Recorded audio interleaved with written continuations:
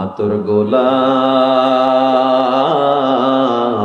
সুরমা খুশবু লাগায়া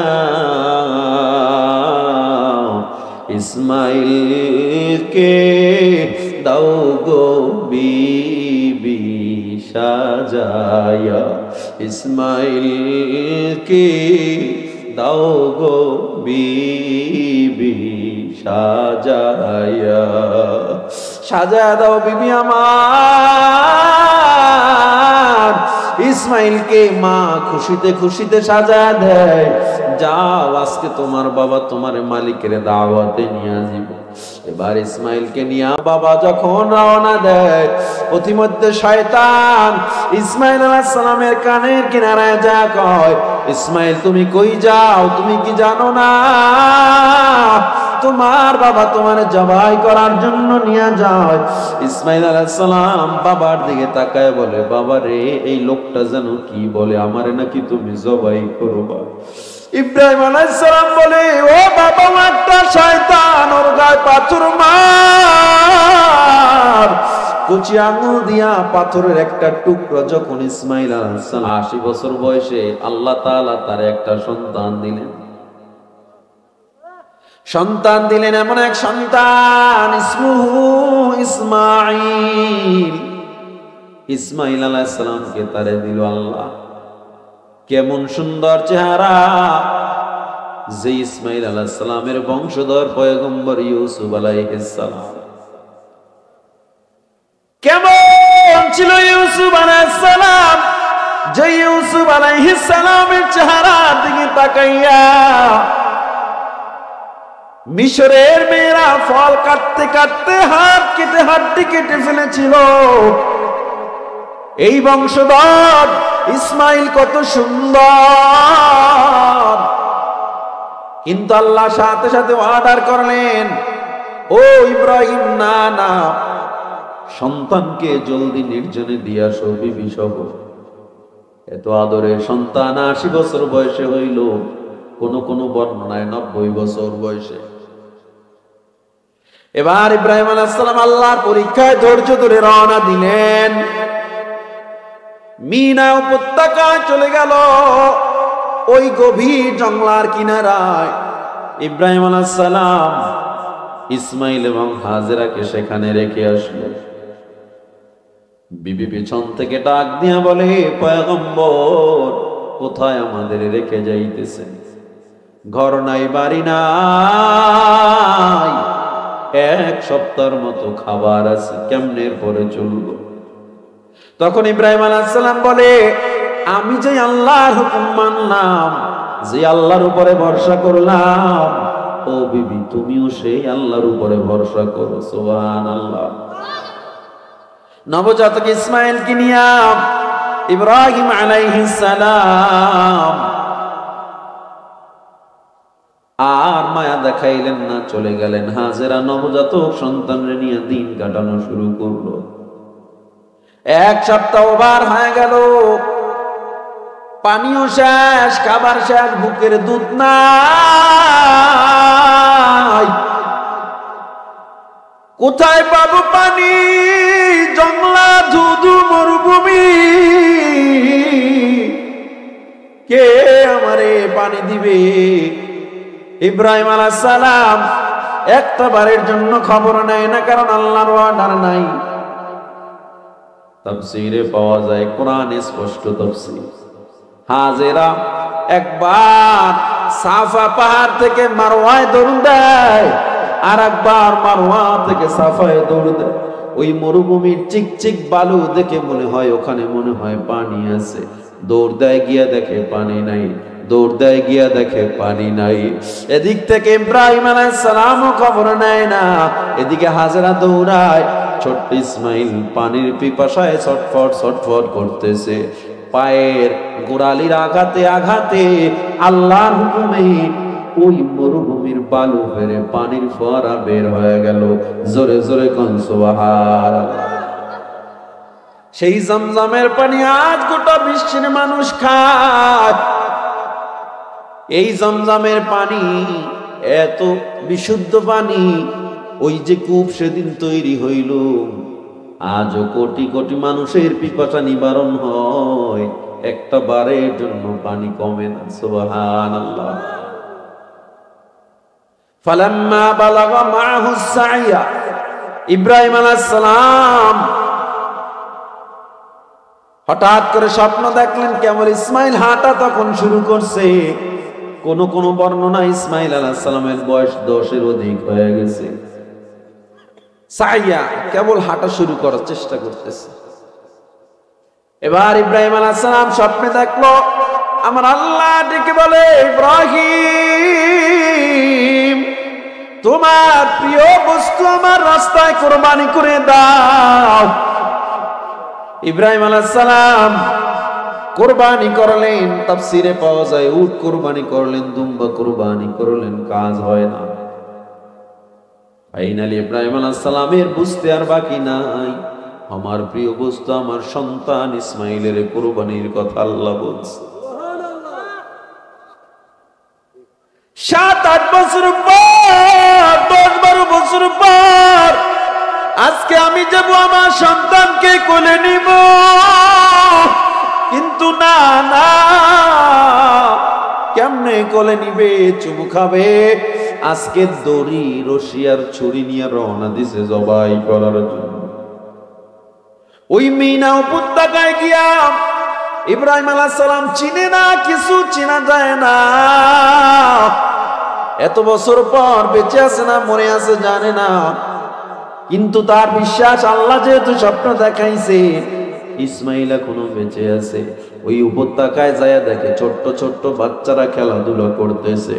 ইব্রাহিম আলাইহিস সালাম বাচ্চাদেরকে ডেকে বলে, ও বাচ্চা এদিকে আসো, তোমরা ইসমাইল নামে কাউরে চিনো নাকি?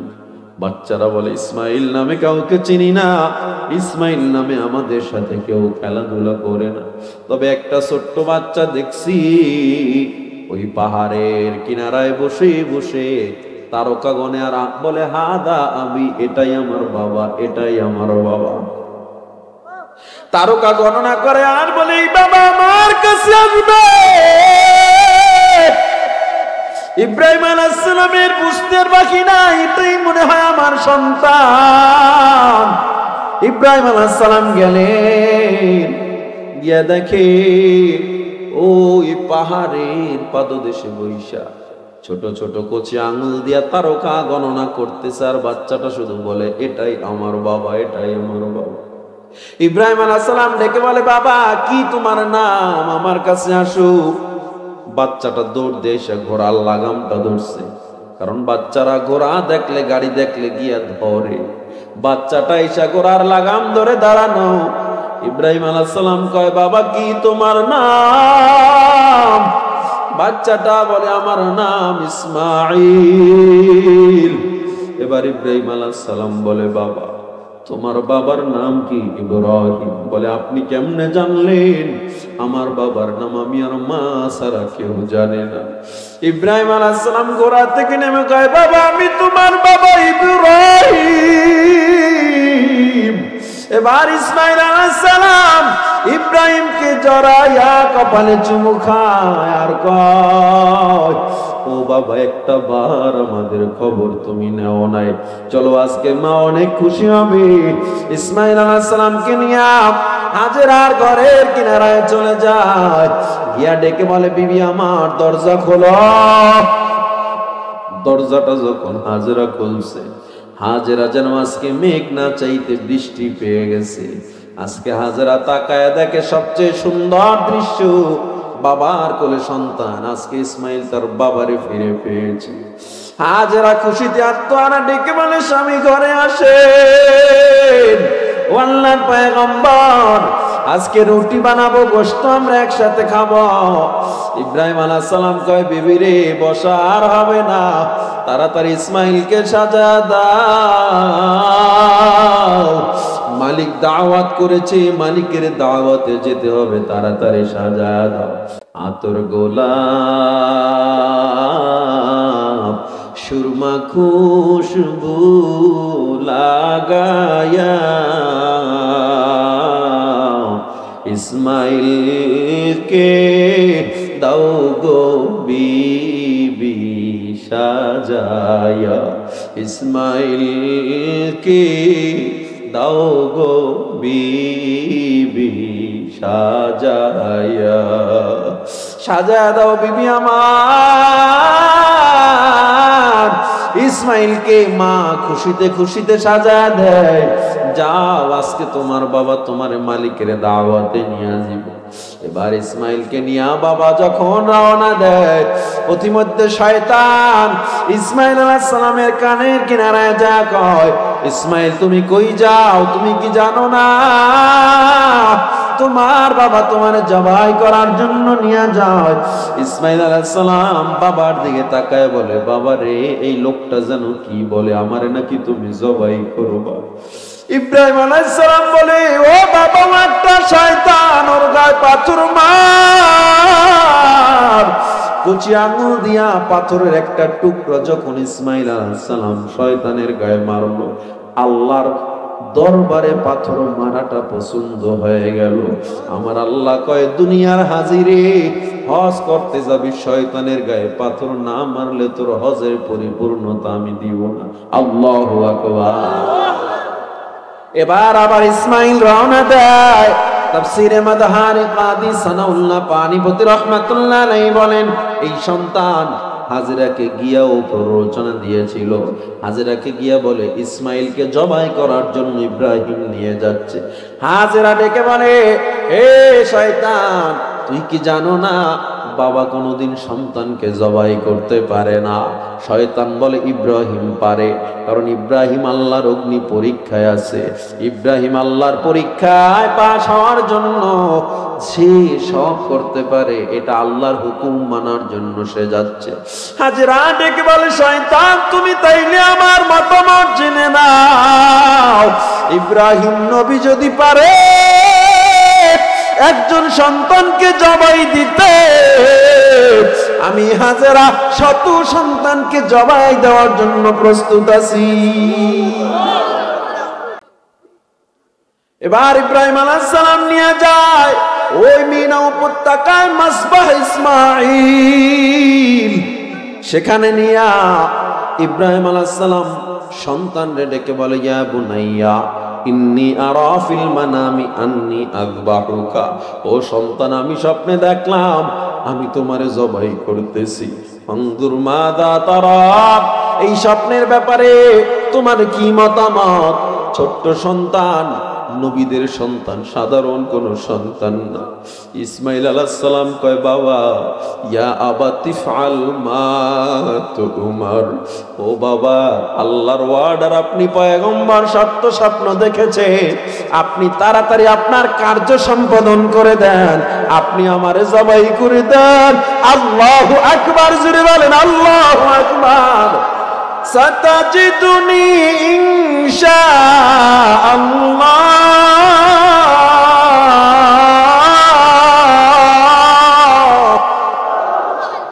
আমাকে আপনি পাবেন কোথায়? বলে ইনশাআল্লাহু মিনাস সাবিরিন, ও বাবা তুমি আমার ধৈর্যশীলদের মধ্যে পেয়ে যাবা। ইসমাইল আলাইহিস সালামকে যখন জবাইয়ের জন্য প্রস্তুতি নেয়, ইসমাইল আলাইহিস সালাম তাফসীরে পাওয়া যায় বাবারে ডেকে বলে, বাবা আমাকে উপর করে শোয়া নেন, হতে পারে আমার চেহারার দিকে তাকায় জবাই দিতে নাও পারতে পারে, তবে বাবা আপনি যদি আমার একটু আগে বলতেন আমি মায়ের থেকে বিদায় নিয়ে আসতাম, কারণ ওই মা আমার জন্য এত কষ্ট করেছে। ও বাবা, শুনেছি মা সাফায় দৌড়াইছে, মারওয়ায় দৌড়াইছে পানির জন্য, আমাকে খাবার ছিল না, আমার মা এত কষ্ট করেছে। আজ যদি শুনে মা আমি জবাই হয়ে গেছি, না জানি পাগল হয়ে যায়। তবে মাকে আপনি সান্ত্বনা দিবেন, বাবা কিয়ামতের ময়দানে দেখা হলে একসাথে সবাই জান্নাতে যাব। জোরে কোন সুবহানাল্লাহ। ইব্রাহিম আলাইহিস সালাম এবার জবাইয়ের জন্য প্রস্তুতি নেয়। আমার আল্লাহ তাআলা ডাক দিয়া বলে, সুরি খবরদার খবরদার, ইসমাইলের যেন একটা পশম কাটে না, কারণ আমার অগ্নি পরীক্ষায় সে পাশ করেছে। খবরদার খবরদার, একটা পশম যেন কাটে না। ইব্রাহিম আমার পরীক্ষায় পাশ করে ফেলেছে, এবার যত জবাই দেয় ইসমাইল জবাই হয় না। আমার আল্লাহ কয়, জিবরিল জলদি যাও, জলদি যাও, ইসমাইলকে সরায়া জান্নাতের দুম্বা ইব্রাহিমের চুরির নিচে ঢুকায়া দাও। জান্নাতের দুম্বা যখন ঢুকায়া দেওয়া হলো, সাথে সাথে জান্নাতের দুম্বা কুরবানি হয়ে গেল। জোরে জোরে কোন সুবহানাল্লাহ। হে মুসলমান, তারা নিজের জীবনটাকে আল্লাহর জন্য সঁপে দিলেন। আল্লাহর কঠিন কঠিন পরীক্ষায় তারা পাশ করলো। আল্লাহ তাআলা বলে, ওয়ালানাবলুওয়ান্নাকুম বিশাইইম মিনাল খাউফ ওয়াল জু'i ওয়া নাকসিম মিনাল আমওয়াল। আমি আল্লাহ তোমায় পরীক্ষা করব। কি দিয়া পরীক্ষা করব? আমি আল্লাহ ভয়ের মধ্যে ফালায়া পরীক্ষা করব। ওয়াল জু', আমি আল্লাহ তোমারে ক্ষুধার মধ্যে ফালায়া পরীক্ষা করব। ক্ষুধার্ত বানাবো, অর্থাৎ গরিবী হালত দিব আমি আল্লাহ। তুই বলবি আল্লাহ কি আর কারো ঘর দেখেন, আমার ঘরেই কেন অভাব? তার মানে তুই ফেল। তুই যখন বলবি আল্লাহ কি আর কারো সন্তান দেখে না, আমার সন্তানই কেন পানিতে পড়ে মারা গেল, তুমি ফেল। তুমি যখন দেখবা তোমার সম্পদ হয় না, অন্যের সম্পদ হয়ে গেল, তুমি যদি বেজার হও, আল্লাহ কয় তুমি ফেল করে ফেললাম। তুমি যেই অবস্থায় আছো এর চেয়ে ভালো অবস্থা হতে পারে না। এই জন্য মানুষ যে অবস্থায় থাকেন সব সময় কার উপরে ভরসা করব? সবাই বলেন কার উপরে ভরসা করব? আল্লাহর পরীক্ষায় ধৈর্য ধরা আমার কাজ। অভাবে পইরা ব্র্যাক ব্যাংকে দৌড়ে আছে, সুদে কিস্তিতে টাকা নামাইয়া জীবন চালানো শুরু করলেন। সুদের 70টা গুনাহ, সবচেয়ে ছোট গুনাহ মায়ের সাথে জিনা করার গুনাহ। তাইলে বড় গুনাহগুলো কত মারাত্মক হতে পারে। ও যুবক, আল্লাহর বান্দা, সর্ব অবস্থা আমরা তাহলে কার উপরে ভরসা করব? আরো জোরে বলেন কার উপরে? আমাদের রিজিকের মালিক কে? ইজ্জত দেওয়ার মালিক কে? বেইজ্জতি করার মালিক কে? হায়াতের মালিক কে? মৌতের মালিক কে? তাইলে আমরা যা করি সব কিছু হবে কার জন্য? এজন্য আমি শুরুতে একটা হাদিস পাঠ করেছিলাম, মান আহাব্বা লিল্লাহ, মুমিন বান্দা কাউকে ভালোবাসবে তাও হবে কার জন্য? ওয়া আবগাদা লিল্লাহ, কারোর সাথে রাগ করবে তাও হবে কার জন্য? ওয়া আতা লিল্লাহ, দান করবে তাও হবে কার জন্য? ওয়া মানা লিল্লাহ, কাউকে ফিরাবে তাও হবে কার জন্য? এজন্য আমার আল্লাহ তাআলা আমার নবীরে জানায় দেয়, কুল ইন্না সালাতি ওয়া নুসুকি ওয়া মাহইয়ায়া ওয়া মামাতি লিল্লাহ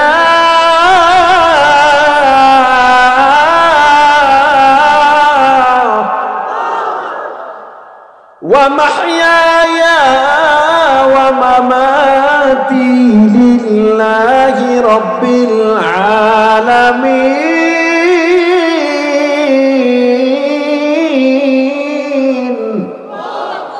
সবকিছুর ক্ষমতা কার? তাইলে আমার নামাজ হবে কার জন্য?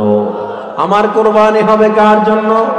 আমার ওয়া মাহইয়ায়া, বেঁচে থাকা, ওয়া মামাতি, আমার মরে যাওয়া, লিল্লাহি রাব্বিল আলামিন, কার জন্য? এই জন্য মুমিনরা কখনো ভয় করতে পারে না। মুমিনরা সব সময় ভয়কে জয় করে নেয়। যুদ্ধের ময়দান থেকে ডাক আসবে জীবন দেওয়ার জন্য, নবীর পক্ষে স্লোগান দেওয়ার জন্য। নবীর জন্য যদি জীবন দেওয়া লাগে, নবীর জন্য যদি রক্ত দেওয়া লাগে, নবীর জন্য যদি বিবিকে বিধবা করা লাগে, সন্তানকে ইয়াতীম করা লাগে, আমার যদি সব দুনিয়া শেষ হয়ে যায়, তবু আমার জীবন আমি আল্লাহর রাস্তায় কুরবানি করব। নবীর ইজ্জত রক্ষার জন্য, আল্লাহর তাওহীদ রক্ষার জন্য কারা কারা সব সময় জীবন দেওয়ার জন্য প্রস্তুত আছে?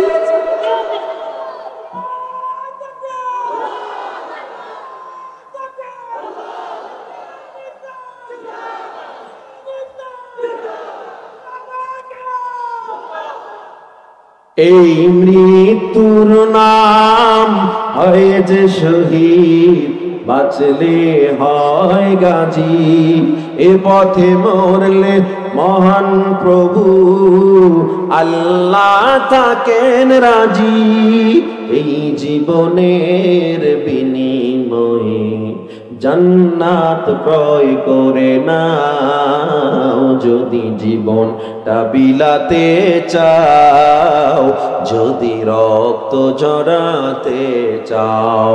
দিনের পথে খোদার রাহে জীবনকে বিলিয়ে দাও, যদি জীবনটা বিলাতে চাও, যদি রক্ত ঝরাতে চাও। ওই ঘরের কোণে বসে মরার দম তো নেই কোনো, খানকা ছেড়ে বাইরে এসো, বাতিলকে আঘাত হানো। ওই ঘরের কোণে বসে মরার দম তো নেই কোনো, খানকা ছেড়ে বাইরে এসো, বাতিলকে আঘাত হানো। ময়দানেতে লড়াই করে, ময়দানেতে লড়াই করে শহীদি খেতাবটা নাও, যদি জীবনটা বিলাতে চাও, যদি রক্ত ঝরাতে চাও। দিনের পথে খোদার রাহে জীবনকে বিলিয়ে দাও, যদি জীবনটা বিলাতে চাও, যদি রক্ত ঝরাতে চাও। জীবন বিলাবো কার জন্য? নাকি কোনো দলের জন্য, নেতার জন্য? বিলান বিলান, নেতার জন্য বিলাইতে থাকবেন, ধুইয়া পালাইয়া যাইব। ঠিক আপনার আস্তে কইলো ঠিক, জোরে কইলো ঠিক, জোরে কন্যা ঠিক না বেটে? মানুষ কখনো কোনো মানুষের গোলামি করতে পারে না। এ দেশ, এ পৃথিবী, এ জমিন কার? হুকুম চলবে কার? রাজনীতিও চলবে কার হুকুমে? দেশ চলবে কার হুকুমে? রাজি আছেন তো ইনশাআল্লাহ? দেশকে আমরা নতুন করে গঠন করতে চাই, কোন দাদা বাবু রামদের নীতিতে নয়, ইসলামী খেলাফার নিয়মে করতে চাই। ঠিক আছে তো ইনশাআল্লাহ? আল্লাহ কবুল করে নেন। আল্লাহ তার অগ্নি পরীক্ষায়, ঈমানের সব পরীক্ষাগুলো আমাদেরকে সর্ব অবস্থায় ধৈর্য ধরে পাশ হওয়ার তৌফিক দান করেন। একজন ইব্রাহিম নবীর ঘটনা বললাম, এরকম অনেক নবী, শত নবীরা আল্লাহর পরীক্ষায় নিমজ্জিত হয়েছেন। এখনো ইমানদাররা বিপদে, অভাবে, সমস্যায়, কিন্তু তারা ঈমান হারায়, ধৈর্য ধরে ইবাদতে মনোনিবেশ করে। চাকরি নাই, কার কাছে বলবেন? সন্তানের বিয়ে হয় না, কার কাছে বলবেন? ঋণগ্রস্ত, কার কাছে বলবেন? শুধু জায়নামাজটা বিছে আল্লাহরে বলবেন। রাত্রে একটু গভীর হয়ে গেলে চক্ষু দুইটা আল্লাহর দিকে সিজদাবনত করে আপনার পুরো মননটা আল্লাহর দিকে মনোনিবেশ করে সিজদায় গিয়ে শুধু মালিকের একটা ডাক দিবেন, ও আল্লাহ, আমার মতো গুনাহগার কেউ নাই। আল্লাহ, তোমার বান্দার অভাব নাই, কিন্তু আমার তো প্রভু নাই তুমি ছাড়া। আল্লাহ, আল্লাহ তুমি আমার সব গুনাহ ক্ষমা করে দাও। আল্লাহ তুমি আমার অভাব দূর করে দাও। আল্লাহ আমার ঘরের সমস্যা দূর করে দাও। আমার নবী বলে, চোখের পানি নাকের ডগায় আসার আগে আল্লাহ তোমার দোয়া কবুল করে। তাহলে বলবো কার কাছে? পারবো তো ইনশাআল্লাহ? অন্তরটারে নরম করে কার কাছে চাইবো? আমি চাইছি, পাইছি, আপনি চাইলে কেন পাবেন? আল্লাহর কাছে বলা যাবে না পীর সাহেবের কাছে বলবেন? আল্লাহ আমাদের কবুল করেন। আইয়ুব আলাইহিস সালামকে আল্লাহ 18 বছর পর্যন্ত পরীক্ষা করালেন। আইয়ুব আলাইহিস সালাম আল্লাহর পরীক্ষায় উত্তীর্ণ হয়ে গেলেন। ইব্রাহিম আলাইহিস সালাতু ওয়াস সালামকে আল্লাহ নমরুদের আগুনের সামনে দাঁড় করাইয়া এত কঠিন পরীক্ষায় ফেললো। নমরুদ চরকা বানাইলো আগুনের বিশাল কুণ্ডলী সাজাইয়া। ইব্রাহিম আলাইহিস সালামকে আগুনের সামনে দাঁড় করাইলো। নমরুদ তাকে তখনও প্রশ্ন করে, যদি আমারে খোদা বলে মেনে নাও ইব্রাহিম, তোমার আর কিছু করা হবে না। তুমি যে আল্লাহকে মানো ওই আল্লাহকে তুমি ডাকো, দেখি ওই আল্লাহ তোমার এই আগুন থেকে বাঁচাতে পারে কিনা। নমরুদ যখন ইব্রাহিম আলাইহিস সালাতু ওয়াস সালামকে আগুনের মধ্যে ধাক্কা দেয়, চরকায় টান দিয়া যখন আগুনের কিনারায় নিয়ে যাওয়া হয়, তাফসীরে ইবনে কাসিরে বলা হয় ইব্রাহিম আলাইহিস সালামের কাছে জিবরিল আমিন চলে আসলেন। জিবরিল আমিন এসে বলে, হে পয়গম্বর, আল্লাহ আমাকে পাঠাইছে তোমাকে সাহায্য করার জন্য। তুমি যদি আমাকে বলো আমি তোমারে সাহায্য করব। ইব্রাহিম আলাইহিস সালাম বলে, যে আল্লাহ তোমারে পাঠাইছে ওই আল্লাহই তোমারে সরাসরি দেখতেছে, তোমার সাহায্য লাগবে না। জোরে কোন আল্লাহু আকবার। ঈমান, ঈমানের লেভেল কত উপরে থাকলে এমন করা যায়? ঈমানের লেভেল কত উপরে থাকলে এটা সম্ভব? তুমি আমারে সাহায্য করবা, তবে এই মুহূর্তে আমি তোমার সাহায্য চাই না।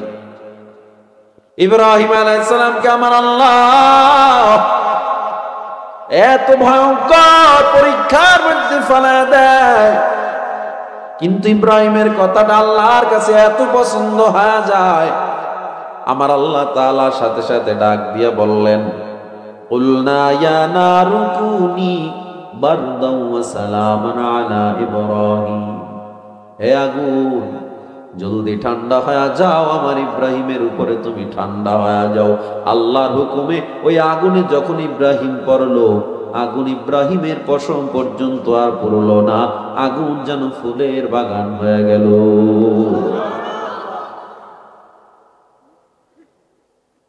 এই আগুন থেকে উঠে ইব্রাহিম আলাইহিস সালামের পরীক্ষা শেষ, তিনি সফল, আর পরীক্ষা হয় নাই নাকি?